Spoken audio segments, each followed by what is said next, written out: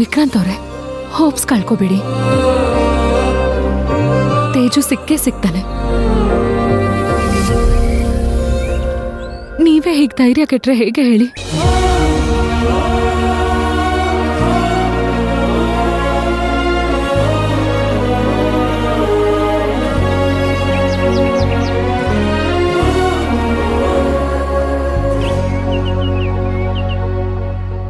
ನೋಡು ಗೀತಾ, ಅದನ್ನೆಲ್ಲ ಮನ್ಸಲ್ಲಿಟ್ಕೊಂಡು ಹಠ ಸಾಧಿಸೋ ಸಮಯ ಅಲ್ಲ ಇದು.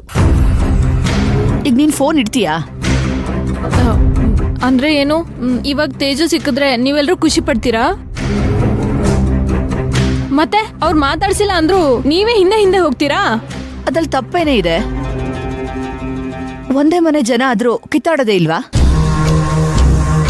ಕಿತ್ತಾಡಿದ ತಕ್ಷಣ ಮನೆ ಬಿಟ್ಟು ಹೋಗ್ತೀವಾ? ಸಂಬಂಧ ಕಿತ್ಕೊಂಡು ಹೋಗುತ್ತಾ? ಏನಂದಮ್ಮ? ಏಯ್, ನಿನ್ನ ಹತ್ರ ಮಾತಾಡೋಕ್ ಟೈಮ್ ಇಲ್ಲ, ಫೋನ್ ಇಡು ಅಂದೆ. ಅಮ್ಮ ಅಮ್ಮ ಈ ಅಮ್ಮ ಒಂದು ನಮ್ಮಮ್ಮ ಫೋನೇ ಕಟ್ ಮಾಡ್ಬಿಟ್ರಲ್ಲ. ಅಲ್ಲ, ನಾನಿಲ್ಲಿ ಪಲ್ಲವಿ ಮತ್ತೆ ವಿಕ್ರಾಂತ್ ಒಂದಾಗಬಾರ್ದು ಅಂತ ಏನೇನೋ ಮಾಡ್ತಾ ಇದ್ದೀನಿ. ಪಾಪ ಈ ತ್ರಿವಿಕ್ರಮ್ ಬೇರೆ ಕಾಲ್ ಮುರ್ಸಿ ಇಲ್ಲೇ ಕರ್ಕೊಂಡ್ ಬಂದಿದ್ದೀನಿ. ಇವ್ರು ನೋಡಿದ್ರೆ ತೇಜುನೇ ಹುಡ್ಕೋ ನೆಪದಲ್ಲಿ ಒಂದಾಗ್ಬಿಟ್ಟಿದಾರಲ್ಲ.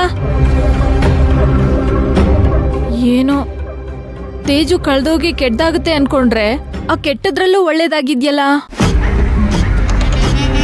ಮೊದ್ಲು ಇದನ್ನ ತ್ರಿವಿಕ್ರಮ್ಗೆ ಹೇಳ್ಬೇಕು.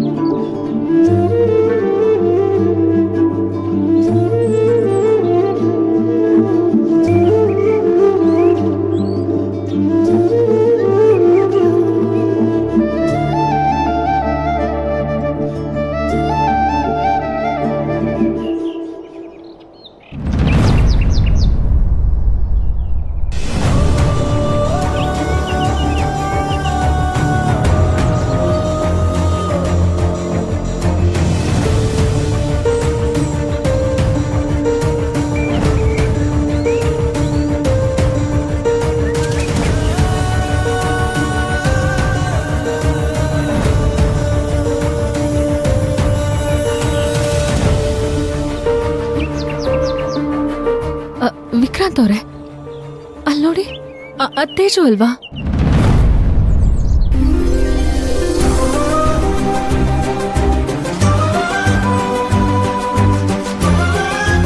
ಹೌದು, ತೇಜುನೇ.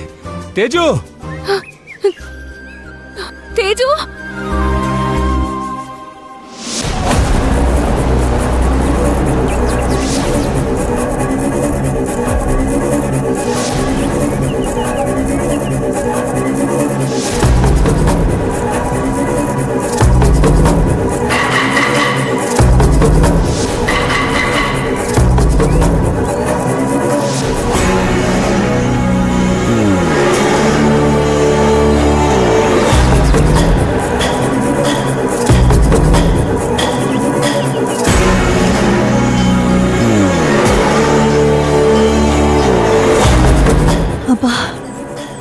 ಹುಡುಕಿ ಸಾಕಾಗೋಯ್ತು.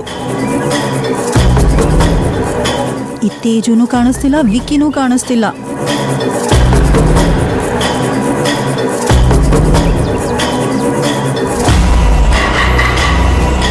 ಅಯ್ಯೋ, ವಿಕ್ಕಿ ನಂಬರ್ ಬೇರೆ ನಾಟ್ ರೀಚಬಲ್ ಬರ್ತಿದೆ. ಲೊಕೇಶನ್ ಇಲ್ಲೇ ತೋರಿಸ್ತಿದ್ಯಲ್ಲ.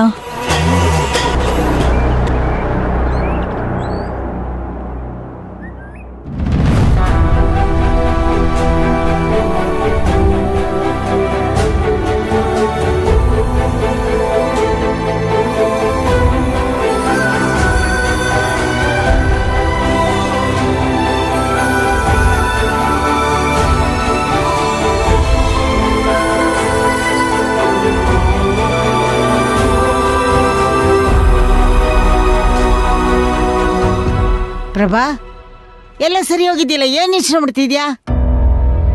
ಅನು ಮತ್ತು ತೇಜು ಇಬ್ರು ಪುಟ್ ಮಕ್ಳೆ.